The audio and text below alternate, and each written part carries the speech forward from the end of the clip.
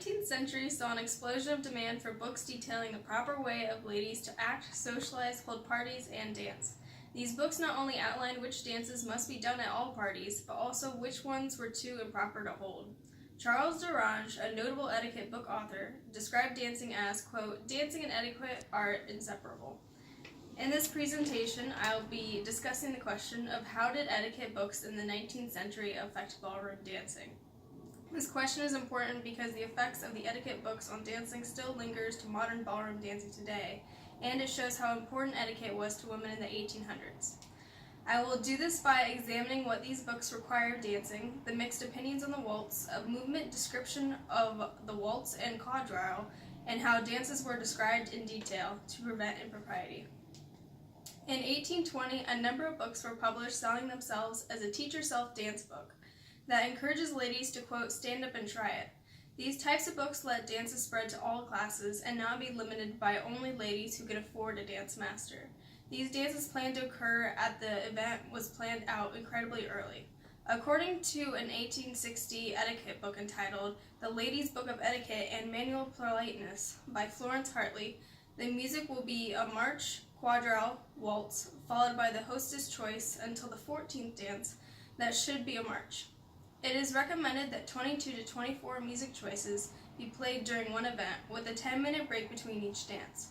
This is a large amount of time being devoted to dance, and shows how detailed these etiquette books would be in describing what is proper dances. Etiquette books would often include French dance terminology descriptions, descriptions of dance, and dance steps.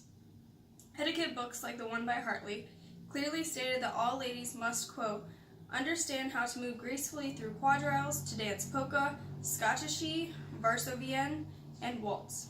By etiquette books declaring these books a required known dance, they had great power in deciding which dances were popular. She even encouraged to learn more than that, and to learn a new dance each season. But all of these dances must include, quote, "perfect regard for propriety of movement."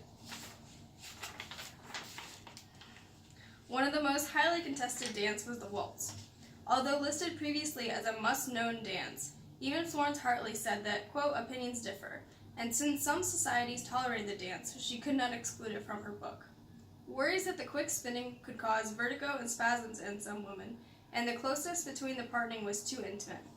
Even if some books suggested the waltz, it would make it clear that only at certain times would the waltz be proper.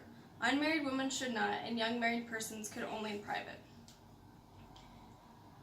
An examination of a common waltz by the Library of Congress shows why this dance can be considered so scandalous, and how it tries to keep its propriety through the interaction between the two dancers. In this dance, a male and female dancer spin clockwise in a counterclockwise circle on the dance floor. Their bouncy, intricate footwork has the dancers' feet pointing in different directions, while their right heel always leads their direction of backward spin, and left toe points in the direction of forward spin. The hold between the two partners is incredibly stiff and stays throughout the entire spin. The woman's left hand rests behind the man's right shoulder blade. The man's right arm rests in the middle of the woman's back. The man's left hand holds the woman's right hand far from either of their bodies at the woman's shoulder height. Both of their arms are slightly and deliberately bent. Their torsos are as far apart as possible, and their necks high. The man and the woman never share the intimacy of looking at each other, with each of their forward steps dictating which way they look.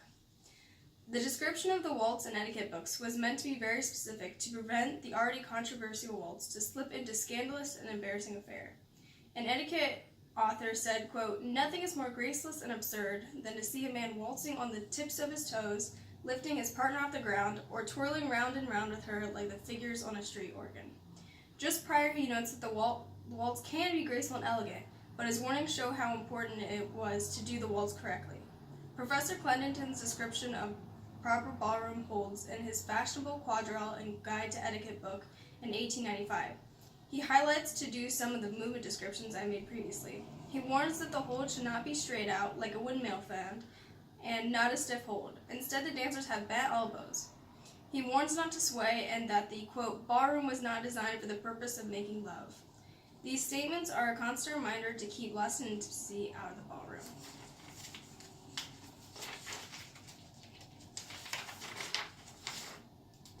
An examine of another popular 19th century dance, the quadrille, shows a stark contrast to the waltz.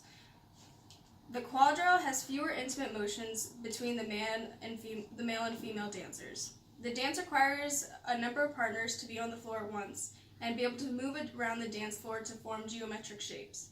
4 partners are on the floor, each facing the other in a square formation. 2 by 2, the dancers leave their side of square to greet the opposing dancer in the middle and join opposite sides of the square. The dance is very cordial and greeting when the dancers interact. They often bow their heads and raise their arms to greet each other.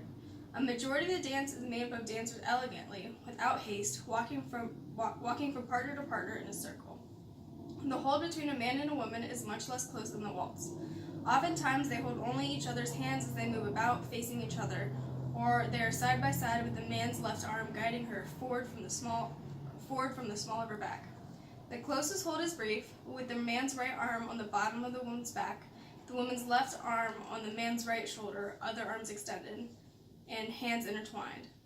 The woman's left and man's right shoulder is almost touching, but the dancers always face the direction of travel rather than their partner.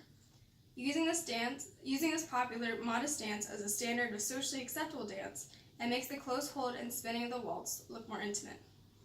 Even the modest quadrille has clear descriptions in etiquette books on how it should be danced to retain propriety. Professor Clandington outlines a quadrille dance in his etiquette book. He uses great detail to explain each step, a diagram of the ballroom setup, and how the dancers are meant to interact with one another. He uses terms like salute partner to show the cordiality discussed before. The etiquette in the ballroom he outlined in his book was meant for both dances despite their different movements. Etiquette books in the 19th century affected ballroom dancing by making certain dances popular, creating specific rules on how to conduct and perform dances, and describing how to prevent a dance, like the waltz, turning scandalous through clear movement descriptions. These books were incredibly popular and were very important to the ladies at that time to follow society's expectations.